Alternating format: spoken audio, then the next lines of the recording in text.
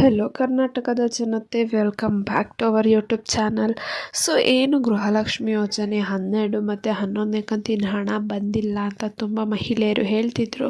So ಅಂಥವ್ರಿಗೆಲ್ಲ good news. ಏನಪ್ಪ ಅಂದರೆ ಈ 15 ಜಿಲ್ಲೆಗಳಿಗೆ ನಾಳೆ ಜಮಾ ಆಗಲಿದೆ ಗೃಹಲಕ್ಷ್ಮಿ ಯೋಜನೆ 2 ಕಂತಿನ ಪೆಂಡಿಂಗ್ ಹಣ. ಅಂದರೆ 11 ಮತ್ತು 12ನೇ ಕಂತಿನ ಹಣ ಈ 15 ಜಿಲ್ಲೆಗಳಿಗೆ ರಿಲೀಸ್ ಆಗ್ತಿದೆ. ಸೊ ಇದನ್ನು ಸ್ವತಃ ಲಕ್ಷ್ಮಿ ಹೆಬ್ಬಾಳ್ಕರ್ ಅವರೇ ತಿಳಿಸಿದ್ದಾರೆ. ಸೊ ಈಗ ಏನು ಹಂತವಾಗಿ ಹಣನ ಕರ್ನಾಟಕ ಜಿಲ್ಲೆಯನ್ನು ಬರೋಬ್ಬರಿ 4 ಭಾಗವನ್ನಾಗಿ ಡಿವೈಡ್ ಮಾಡಿ ಪ್ರತಿಯೊಂದು ಭಾಗಗಳಿಗೂ ಒಂದೊಂದು ದಿನ ಹಣನ ಹಾಕ್ತಾ ಇದ್ದಾರೆ. ಸೊ ಹಾಗಿದ್ರೆ ಯಾವ ಜಿಲ್ಲೆಗೆ ಇವತ್ತು ಹಣ ಬರ್ತಾ ಇದೆ ಅಂತ ತಿಳ್ಕೊಳ್ಳೋಣ. ಸೊ ಬನ್ನಿ, ವಿಡಿಯೋನ ಸ್ಟಾರ್ಟ್ ಮಾಡೋಕ್ಕಿಂತ ಮುಂಚೆ ನಿಮ್ಮಲ್ಲಿ ಒಂದು ರಿಕ್ವೆಸ್ಟ್ ಏನಪ್ಪ ಅಂದರೆ, ಇನ್ನು ನಮ್ಮ ಚಾನಲ್ಗೆ ನೀವು ಸಬ್ಸ್ಕ್ರೈಬ್ ಮಾಡ್ಕೊಂಡಿಲ್ಲ ಅಂದರೆ ದಯವಿಟ್ಟು ಚಾನಲ್ಗೆ ಸಬ್ಸ್ಕ್ರೈಬ್ನ ಮಾಡಿಕೊಂಡು ವಿಡಿಯೋನ ಆದಷ್ಟು ಎಲ್ಲ ಫಲಾನುಭವಿ ಮಹಿಳೆಯರಿಗೆ ಶೇರ್ ಮಾಡಿ ಅಂತ ಕೇಳ್ತಾ, ದಯವಿಟ್ಟು ಇನ್ನು ವಿಡಿಯೋಗೆ ಲೈಕ್ ಕೊಟ್ಟಿಲ್ಲ ಅಂದರೆ ವಿಡಿಯೋಗೆ ಲೈಕ್ ಕೊಟ್ಬಿಟ್ಟು ವಿಡಿಯೋನ ನೋಡಿ. ತುಂಬ ಜನ ಕಂಪ್ಲೇಂಟ್ ಮಾಡ್ತಿದ್ರಿ ಆಯಿತಾ. ಸೊ ನಮಗೆ ಇನ್ನು ಜೂನ್ ಮತ್ತು ಜುಲೈ ತಿಂಗಳಿಂದ ಹಣ ಬಂದಿಲ್ಲ ಅಂತ. ಸೊ ಇದರ ಬಗ್ಗೆ ಏನು ಶ್ರೀಮತಿ ಲಕ್ಷ್ಮಿ ಹೆಬ್ಬಾಳ್ಕರ್ ಅವರು ತಿಳಿಸಿದ್ದಾರೆ ಅಂದರೆ, ಇನ್ನೇನು ಕೆಲವು ದಿನಗಳಲ್ಲಿ ನಿಮ್ಮ ಖಾತೆಗೆ 2 ಕಂತಿನ ಹಣವನ್ನು ನೇರವಾಗಿ ವರ್ಗಾವಣೆ ಮಾಡುವಂತಹ ಕೆಲಸವನ್ನು ನಾವು ಮಾಡ್ತಾ ಇದ್ದೇವೆ ಅಂತ ತಿಳಿಸಿದ್ದಾರೆ. ಈ ಸಲ ಏನಾಗುತ್ತೆ ಅಂದರೆ 3 ಲಕ್ಷ ಮಹಿಳೆಯರನ್ನು ಏನು ಗೃಹಲಕ್ಷ್ಮಿ ಯೋಜನೆಯ ಲಿಸ್ಟಿಂದ ತೆಗೆದುಹಾಕಿದ್ದಾರೆ.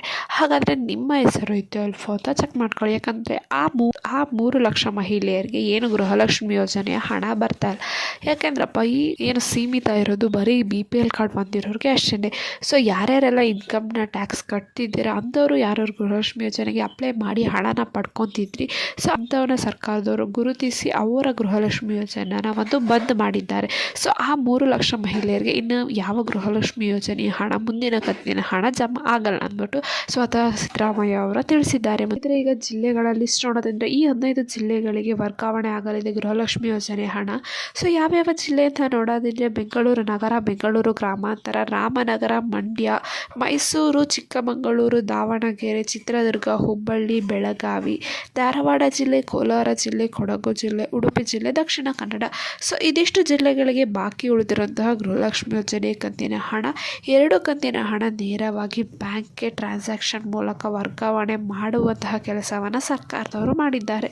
ಸೊ ಈ ಮೂಲಕ ಗೃಹಲಕ್ಷ್ಮಿ ಯೋಜನೆ ನಿಲ್ಲುತ್ತೆ ಎಂದು ಯಾರು ಅಂದ್ಕೊಂಡಿದ್ರಿ, ಸೊ ಅಂಥವ್ರಿಗೆಲ್ಲ ಒಂದು ಗುಡ್ ನ್ಯೂಸ್ನ ಕೊಟ್ಟಿದ್ದಾರೆ. ಯಾಕಂದರೆ 11 ಮತ್ತು 12ನೇ ಕಂತಿನ ಹಣನ ಸರ್ಕಾರದವರು ಇದೀಗ ರಿಲೀಸ್ನ ಮಾಡಿದ್ದಾರೆ.